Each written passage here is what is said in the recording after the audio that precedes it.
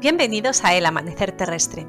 En este podcast de entrevistas intentaremos entender toda la evolución del universo y el lugar de nuestra especie en él. Todo ello desde un punto de vista interdisciplinar e unificador, el que nos ofrece la gran historia. Soy Olga García Moreno, profesora e investigadora del Departamento de Geología en la Universidad de Oviedo. Y cada 2 semanas trataremos sobre distintos temas que nos ayudarán a entender esta evolución cósmica desde distintas disciplinas.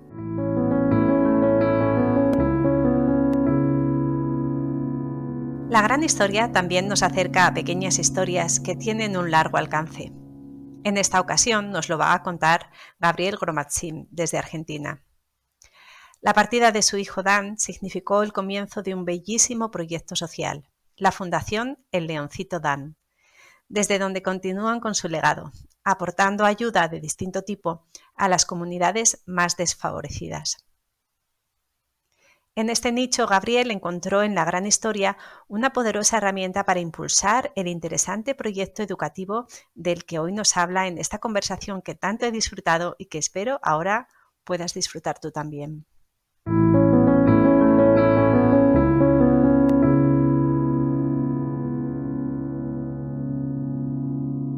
Muy bienvenido, Gabriel, a El Amanecer Terrestre. ¿Cómo estás? ¿Cómo te encuentras hoy? Bueno, muy bien, muy entusiasmado, muy halagado de ser entrevistado en este espacio que me parece una revelación y desde ya todo eso me conmueve, ¿no? Muchísimas gracias por estar aquí, por dedicar un ratito de tu tiempo a contarnos sobre tus proyectos. Para mí también es muy emotivo tenerte aquí hoy. Eres de los pocos gran historiadores americanos que he conocido en persona, ¿no? Tú te mueves mucho y aunque tengo muchos contactos en Latinoamérica con otras personas que trabajan en gran historia, gracias a tu movilidad sí que nos hemos encontrado en alguna parte del mundo. Luego, si quieres, hablamos de eso. Y también, si quieres, nos cuentas ahora por qué viajas tanto, ¿no? Y qué relación tiene también tu trabajo con la gran historia, que es el tema de este podcast. Bueno, en principio contarte que mi trabajo en sí es agencia de viajes y tal vez uno dice, ¿qué tiene que ver con la gran historia? Bueno, a mí desde chico me movió eh, un gran motor que fue la curiosidad. Me interesó muchísimo ver qué pasaba en otros lados del mundo, desde los 11 años que me tomé mi primer avión, y ya son muchos años, te lo puedo garantizar, y desde entonces casi que no me bajé. Y todo el tiempo me mueve alguna otra cosa. Esto me llevó a ser guía de turismo en lugares como Argentina, Israel, el Medio Oriente, y nunca dejé de conmoverme por las cosas por las cuales las personas creen en algo. ¿Qué es lo que los mueve? Israel es un gran centro de peregrinación, el Medio Oriente es un gran centro de peregrinación, y la gran intriga fue qué fue lo que ellos, por qué las personas se mueven, en qué creen. Porque en general las historias, sobre todo de la religión, no cierran. Si vos te pones a pensar en todos los milagros que aparecen en las, eh, en las ediciones que son religiosas, en general no cierran. Entonces, digo, ¿qué es tan, bueno, esa fuerza impresionante del poder disciplinador a lo largo de la historia de lo que fue el hombre, la mujer, la especie, creyendo en distintos hitos que lo hicieron pensar en que pueden pertenecer a una Grey, eso a mí me conmovió profundamente. Y esto me lo dio un poco la respuesta a un autor que es Harari, y Harari dice que somos ficciones, estamos hechos de ficciones y en ellas creemos. Desde entonces, yo que creía un poco, dejé de creer y fui en busca del objeto, y el objeto es la ciencia. No fui formado dentro de la ciencia en sí, aunque tengo mi título de la Universidad de Hebrea como geógrafo y de la Universidad de Buenos Aires como políticas ambientales y territoriales, nunca fui a la ciencia dura. Entonces fui un poco en busca de eso para saber de qué están hechas las cosas. Porque si nosotros estamos hechos de ficciones y creemos en las ficciones, ¿de qué están hechas las cosas? Y esa respuesta la encontré en La Gran Historia. Un poco por formación continua que yo busqué, y eso es lo que me dio la puerta para decir que todos los chicos a los cuales yo venía educando, porque también me ocupé de educación, tenían que tener la formación de entender el porqué de las cosas y no quedar solamente con las historias de creación que nos contaban desde chicos. Ujú. Y fruto de todos esos viajes y de esta manera de aproximarte a la gran historia, buscando esas respuestas a preguntas propias y personales, tienes un artículo, ¿verdad?, publicado en el año 2019 que dejaremos en las notas de este episodio sobre esta gran historia en Argentina, ¿verdad? Nos gustaría conocer un poco más sobre este interesante trabajo. ¿Qué te apetece contarnos? Bueno, Argentina tiene grandísimas concentraciones de especificidades y dije, acá hay un lugar para la gran historia, porque en poco espacio territorial pasó de todo que tiene que ver con la gran historia. Es decir, los 8 escalones de no volver hacia atrás porque cambiaron tanto las cosas ocurren clara y manifiestamente en la Argentina y en ¿Te un espacio muy refieres? reducido. Perdona. Estoy hablando de las formaciones geológicas, estamos hablando de el gran encuentro de los grandes nidos y los grandes orígenes de los dinosaurios. Hoy tenés para encontrar en las formaciones geológicas que están ahí para ser expedicionados y buscados, eh, cientos de ejemplos de toda la evolución de aquellos grandes mastodontes que caminaron por nuestra tierra, y es en ese lugar con un panorama completamente diferente al que conocemos hoy, porque hoy hay estepa en la Patagonia. Ujú. Eso fue una gran sabana casi africana. Entonces pensar en esas dimensiones, en los grandes árboles que hoy no son más que bosques petrificados, dieron origen a las grandes especies que nos precedieron y que fueron cuna de movimientos históricos en la evolución del planeta de una manera muy entretenida y muy a flor de la Tierra, porque está todo ahí y está todo por verse. Podríamos decir que es un gran vergel de las especies de estos grandes fenómenos de animales que dieron la oportunidad con su desaparición a que estemos nosotros. Ujú.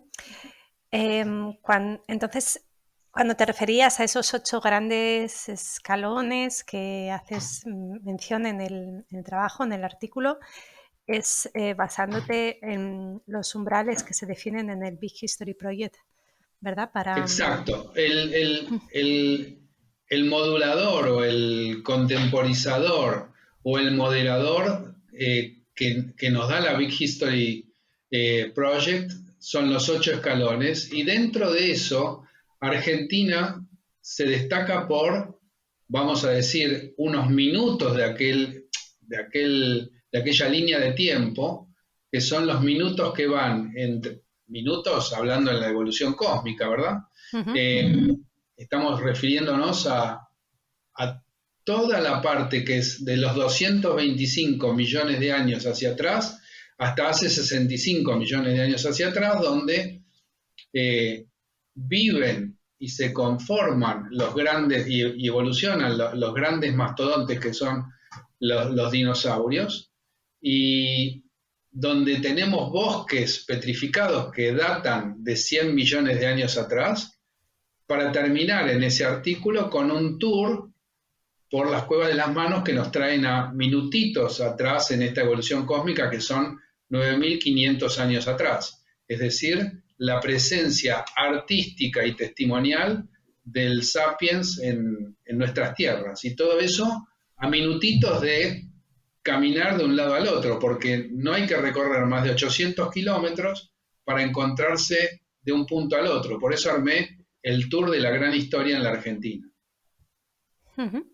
Y cuéntanos, ¿qué aceptación ha tenido ese tour? ¿Qué impresión tienes acerca de esta nueva manera de interpretar el espacio y el tiempo que puede interpretarse también en ese espacio? ¿Cómo crees que la gente lo ha ido asimilando o disfrutando? Bueno, yo te digo primero que lo tenemos como venta comercial en Ajá. un recorrido que es posible hacerlo, primero de todo, porque vas mechando el conocimiento cósmico de esa antigüedad junto a las atracciones que tiene la Argentina. Y ninguna atracción turística argentina está desligada a esa gran historia. Es decir, vos no podés pasar por toda Argentina, porque hablamos de la Patagonia, en definitiva, en esos 800 kilómetros. Pero si vas a toda Argentina, vas al centro del país, como es La Rioja, Catamarca, son nidos de dinosaurios que aún no fueron descubiertos. Entonces, ahí tenés una relación estrechísima. Entonces, armamos un tour que comercialmente camina, y esto es literal porque los vendemos nosotros y los instruimos nosotros, y a su vez, la aceptación entre los niños con los cuales hacemos el trabajo educativo es fabulosa. Primero porque pueden entender que los dinosaurios no nos acompañaron a nosotros ni vivieron en la época de la que nosotros somos originados. Esto que parece una trivialidad para todos aquellos que saben de la historia cósmica, no es sabido por la gente, no es sabido por los niños. Piensan que nosotros hemos convivido, sobre todo porque nos muestran a los dibujitos animados, que son nuestra fuente de inspiración, donde está todo bien, pero ese principio ya hace que, ¿cómo? Yo no voy a tener oportunidad de ver un dinosaurio de verdad. Bueno, esto es la primera desilusión que deviene en curiosidad, y esa desilusión hace que los chicos tengan muchísima, pero muchísima curiosidad y quieran jugar y participar en ser paleontólogos por un día y ser arqueólogos por un día y empezar a descubrir, a ser gran historiadores por un día, y en eso hacen cola, porque ese conocimiento en la escuela no está, lamentablemente. No está en la currícula, no está en la escuela. Yo he ido no quiero hablar de las desilusiones que tenemos con la escuela formal, pero sí decirte que hace falta este conocimiento. Y pica tanto, y los pibes se mueren por intervenir en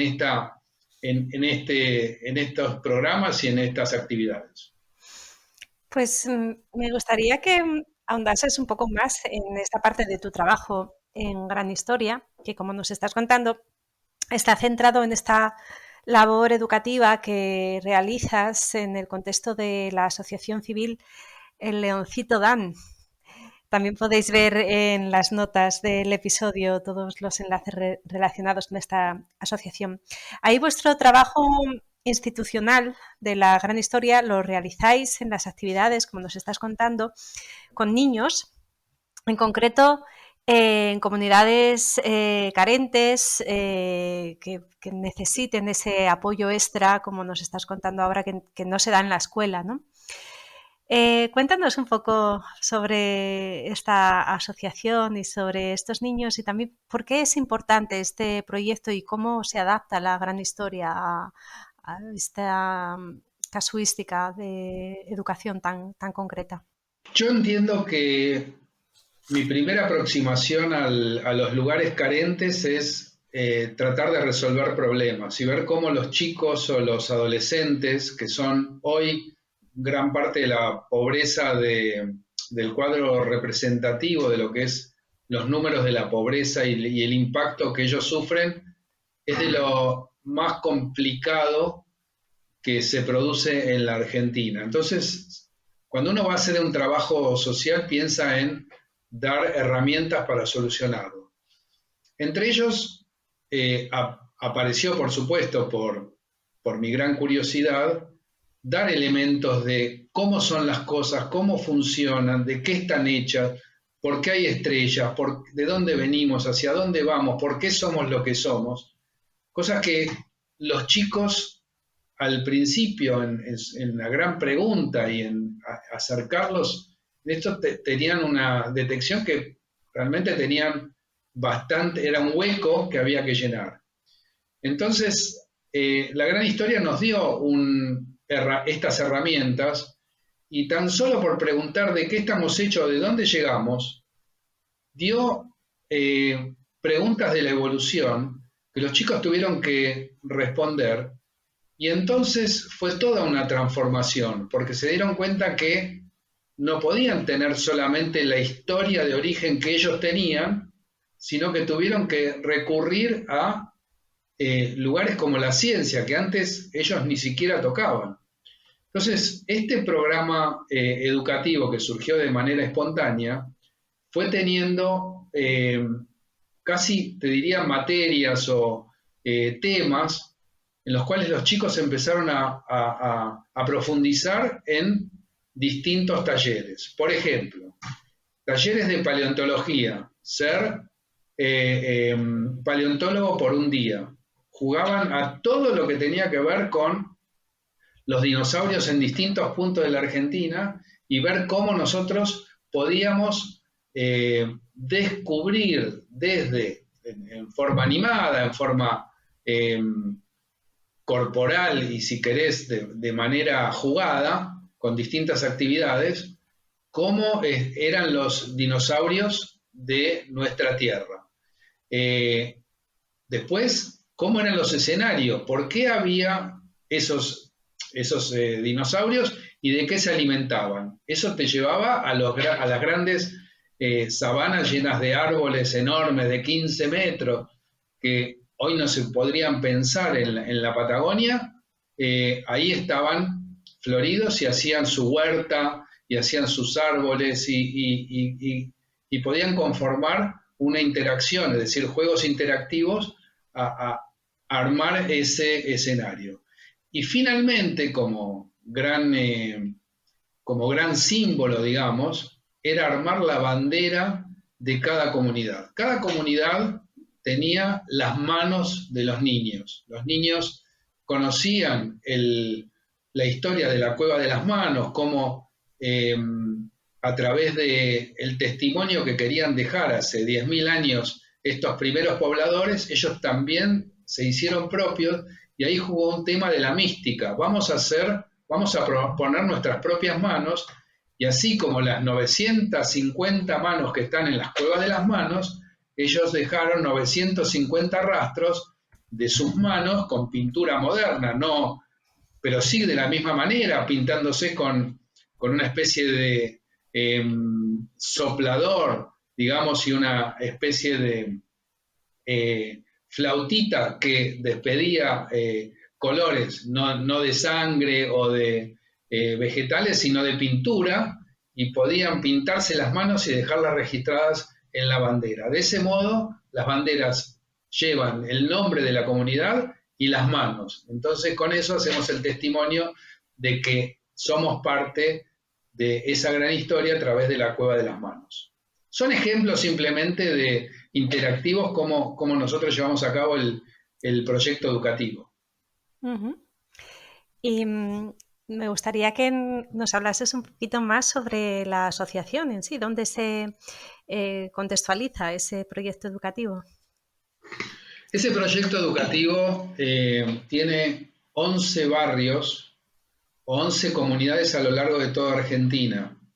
Está hecho en una idea que tiene que ver con la partida de mi hijo. Mi hijo partió a los 22 años por una enfermedad, pero él en sus 300 ocupaciones y salidas y quehaceres, era también un trabajador social. Iba con un grupo a distintas comunidades carentes y los llenaba de lo llenaba de vida. ¿De qué manera? Iba con un títere animando a los chicos y le decían el flaco del títere, el flaco del leoncito, porque el títere era un leoncito y de ahí salió el nombre de la fundación que se llama El Leoncito Dan. Nosotros como padres arrasados por la partida de nuestro hijo, no sabíamos qué hacer. Con unos pesos que Dan había dejado, porque él ahorraba para ir a Londres y viajar y estudiar en el exterior, nosotros los fuimos repartiendo a las distintas comunidades y las comunidades nos decían, queremos hacer algo en memoria de Dan. Y gracias a ellos se armaron 11 comedores a lo largo de estos 13 años que ya lleva la fundación, y esos comedores no son solamente construcciones de un espacio, sino también es la construcción de un espacio de trabajo educativo. Un comedor que tiene chicos carentes vienen con sus madres carentes, con sus padres, con sus familias, y son comunidades que necesitan. Entonces, nosotros les abrigamos con lo material, pero también con el alma y sobre todo con todo el tema educativo que nosotros elegimos, que es la gran historia. Ujú. ¿Y cuántas personas hay participando en este proyecto? ¿Cómo os repartís por esos 11 barrios de los que nos estás hablando? Nosotros tenemos de manera indirecta te podría decir de manera directa unos 100 voluntarios y de manera indirecta otro tanto, es decir, a 200 Wow. voluntarios en toda Argentina, pero también llegamos a casi 5.000 niños. Cuando llegas a 5.000 niños estás llegando a las familias, ¿no? También, porque los chicos no vienen solos, entonces el número debería ser exponencial. Así que humildemente estamos llegando a esa cantidad digamos, limitada de chicos, pero un poco ellos tienen la marca del Leoncito Dan a través de estos programas educativos.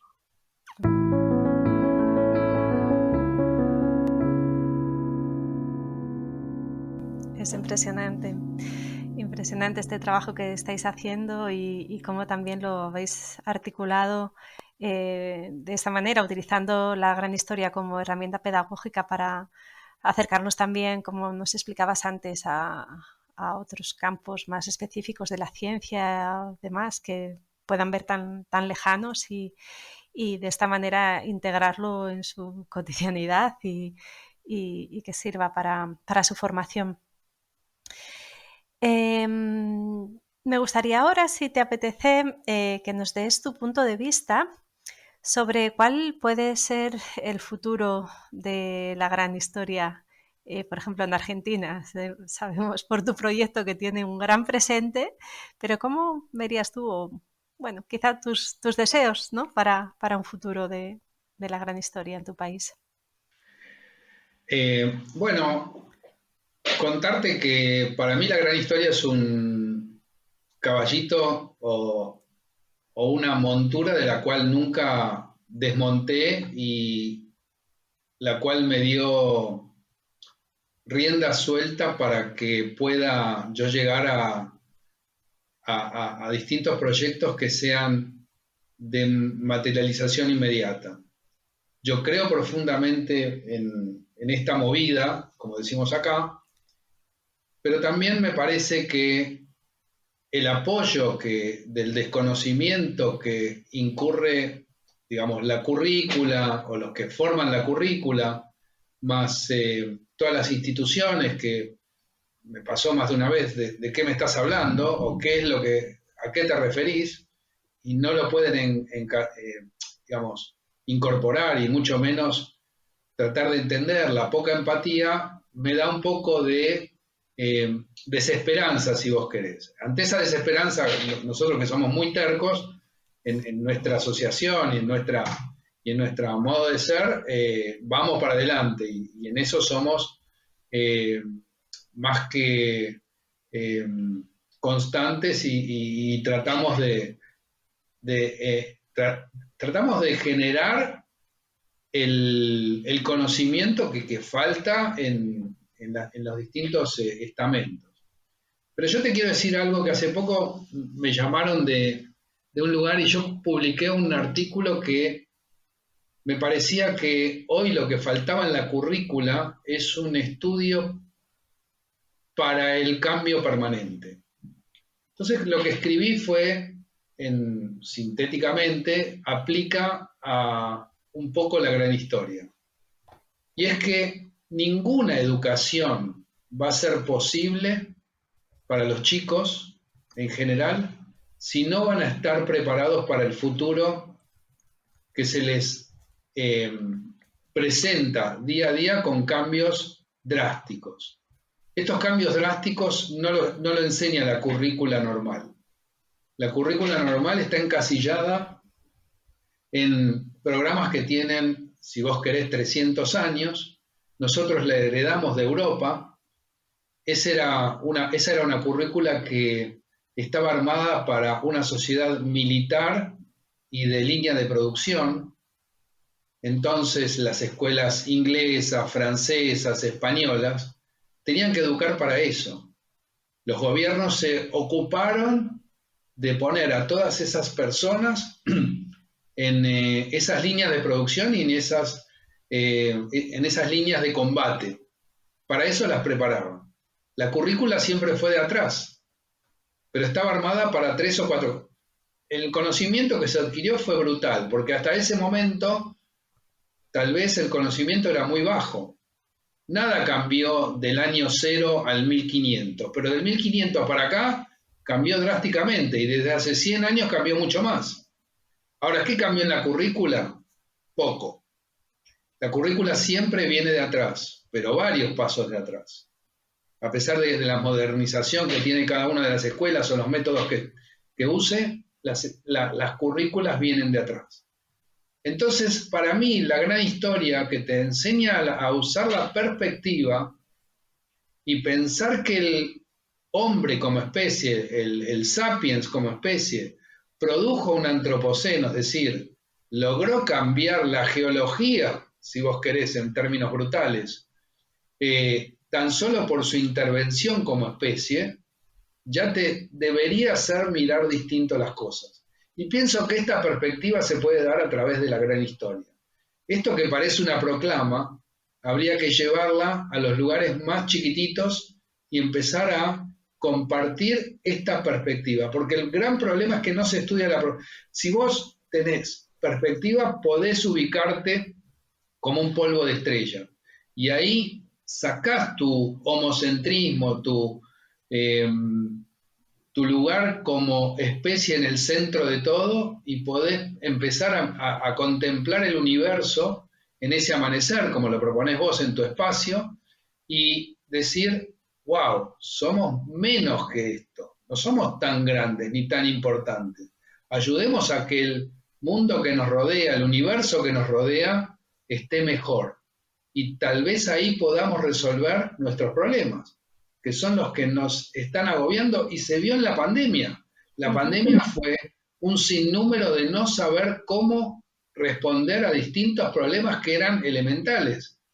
Porque hoy, querramos o no, somos 7.500 millones de cabezas iguales en todo el mundo, con las mismas aplicaciones, con los mismos Zoom, con las mismas banderas, o sea, el cerebro fue hacia un determinado lugar y del cual nos movieron un poco y no hemos sabido cómo reaccionar. Pero nos hemos quedado en nuestro lugar central, y ante el mínimo problema no hemos podido resolver.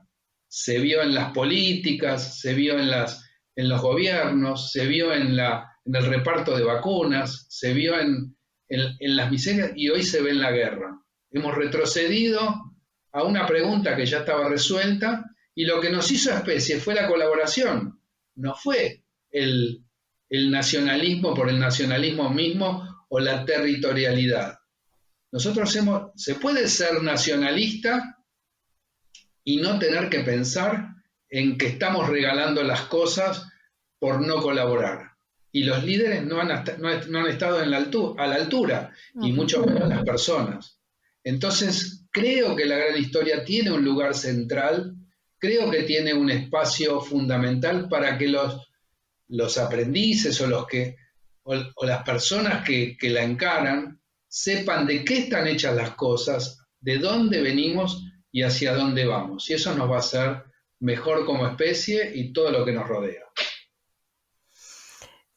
Te planteé la pregunta un poco desde tu posición y ya que tu experiencia en Gran Historia es casi toda en tu país de origen, en Argentina, pero nos has dado una respuesta completamente global. Me imagino que eso es algo inherente también al estudio de la Gran Historia. Pero quiero seguir tirando del hilo, ¿vale? Porque ya sabemos que la Gran Historia como Big History en el mundo anglosajón y bueno, pues sabemos cómo se está introduciendo a través del Big History Project en muchos institutos de educación secundaria y bachillerato en lugares como Estados Unidos, Canadá, en Australia. Vámonos hacia nuestro mundo latino y como ves ahí, ¿tú crees que es necesario desarrollar materiales de esa manera que estén en nuestro idioma para que logremos poco a poco ir permeando en esos currículos educativos, o crees que lo podremos alcanzar de una manera diferente eh, desde otro punto de vista? Uno de los problemas con los cuales yo me topé es la falta de contenido, desde ya que y Latinoamérica no es bilingüe.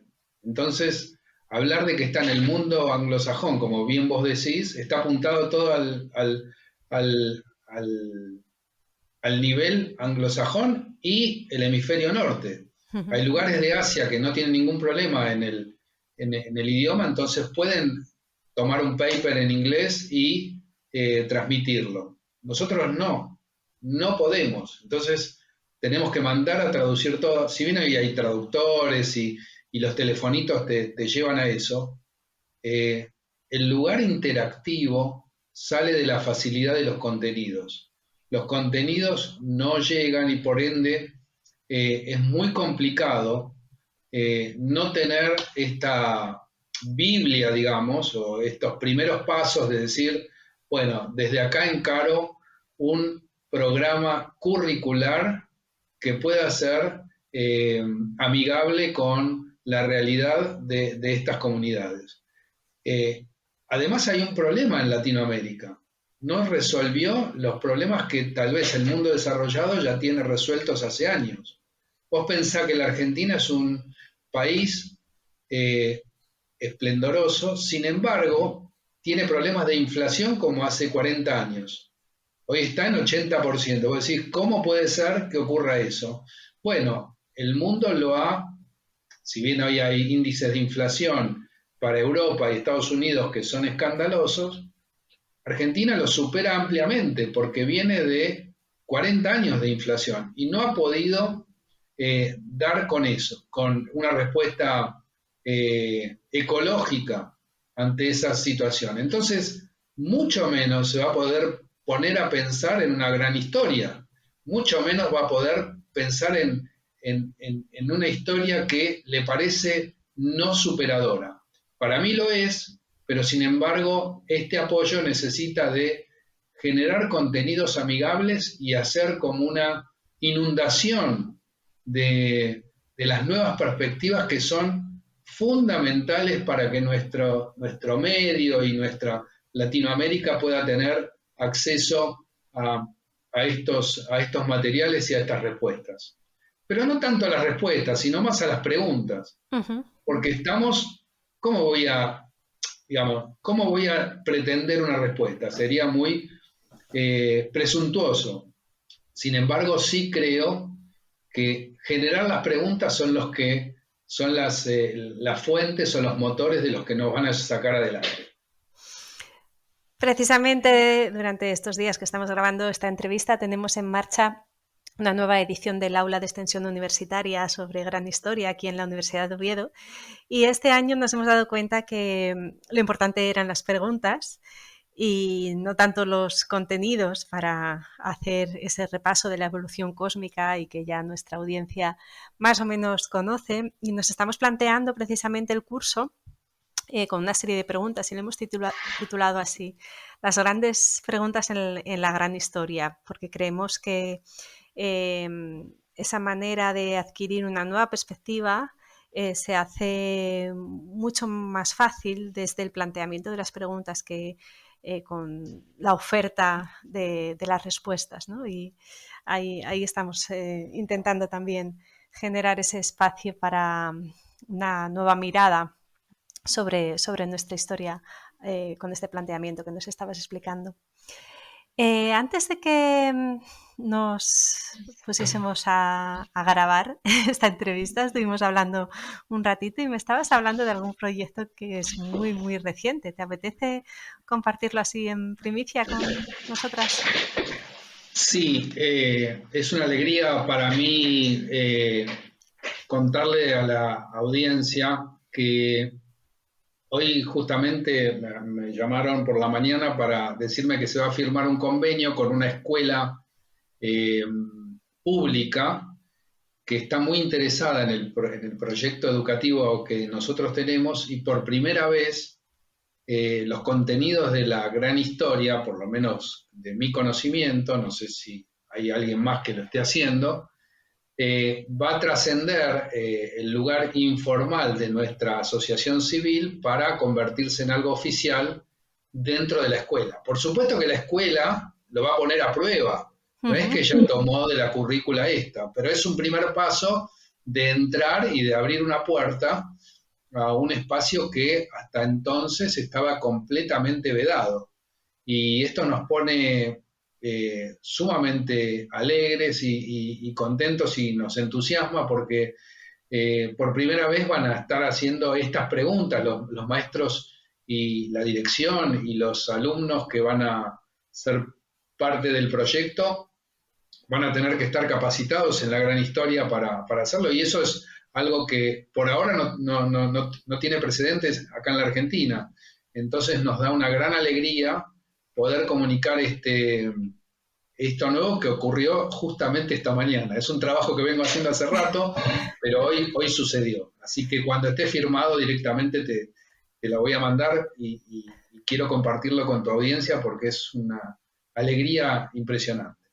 Pues es una fantástica noticia y me alegro muchísimo que lo puedas compartir hoy aquí con la audiencia y quizás sirva de inspiración a lo mejor en otros lugares de gente como tú que esté trabajando desde un punto de vista, como nos explicabas, informal en la gran historia y que con ese trabajo y esa perseverancia y como decías que eres muy cabezotas siguiendo por ello, al final tiene sus frutos y bueno, quizá alguien en el futuro se ponga en contacto contigo para preguntar, Gabriel, ¿cómo lo has hecho ahí en Argentina? ¿Qué podemos hacer nosotros para, para que se nos abran estas puertas también en otros lugares?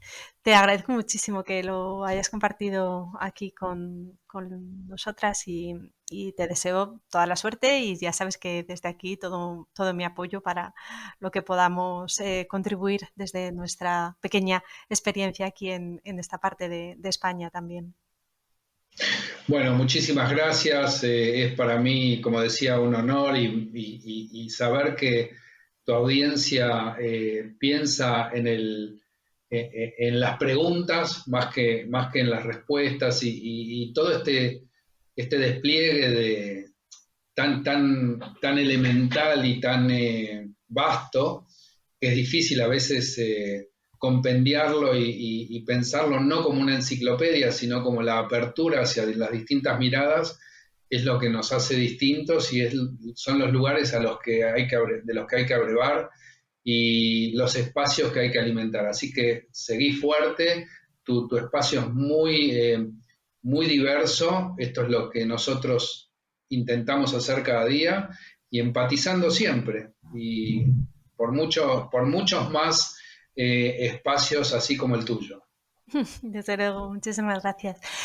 Bien, Gabriel, vamos teniendo ya el tiempo un poco justo y me gustaría, como siempre, para terminar, hacerte la pregunta que solemos dejar para el final sobre tus impresiones, tus ideas, tus sentimientos, lo que te viene a la mente cuando observas esa imagen o cuando observaste por primera vez la imagen del amanecer terrestre que le da nombre a este podcast.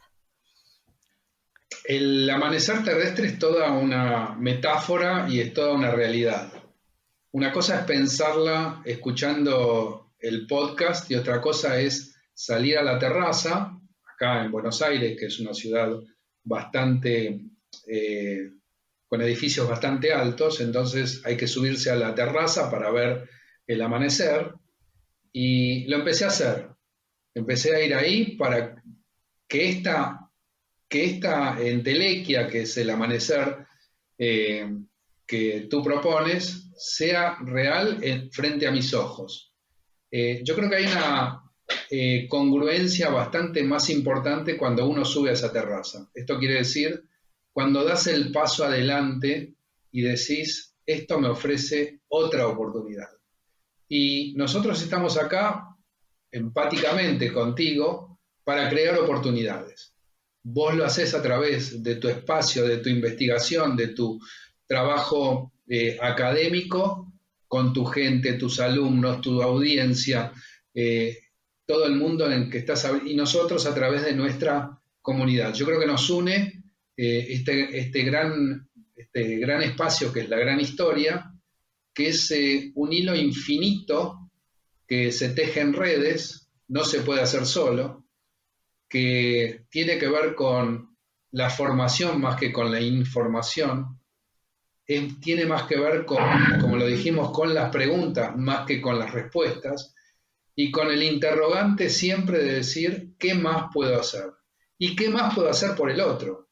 Entonces, no hay nunca una respuesta final para eso. No la tenés vos en tu espacio, lo cual admiro, y no la tengo yo en mi espacio educativo, que también trabajo para eso. Así que en esta síntesis nosotros estamos juntos y estamos empatizando por ese devenir. Fantástico, Gabriel. Pues muchísimas gracias.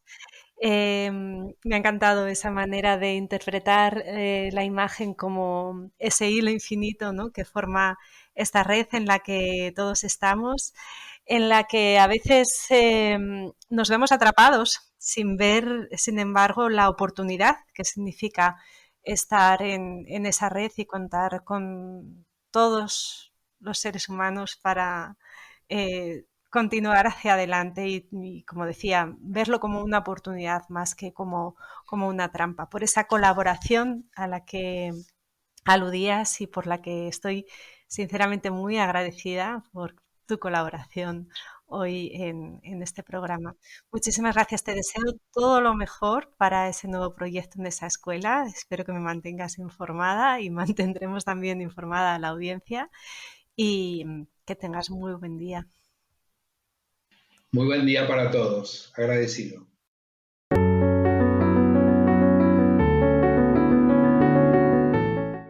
¿Qué te ha parecido este proyecto? Gabriel vive la gran historia con sus chicos con una pasión y un entusiasmo que es muy contagioso. Tengo que reconocer su gran labor, no solo llevando a todas esas personas una nueva manera de entender el mundo, la ciencia y la historia, sino también, y lo que sé que le lleva un gran esfuerzo, y más desde su posición fuera de la academia, todo lo que está haciendo para intentar introducir en los currículos educativos esta iniciativa. Todo mi apoyo, Gabriel, desde aquí para esta gran labor que llevas años desempeñando. Una vez más me despido y no sin antes recordarte que si ya has llegado hasta aquí y te ha gustado este episodio del podcast, como siempre te invito a que compartas, comentes y nos regales amor en forma de corazoncitos o likes para poder seguir adelante con este proyecto. Nos encontramos de nuevo en el siguiente episodio y ya sabes, ahora que has visto el amanecer terrestre, por favor, no te vuelvas a dormir.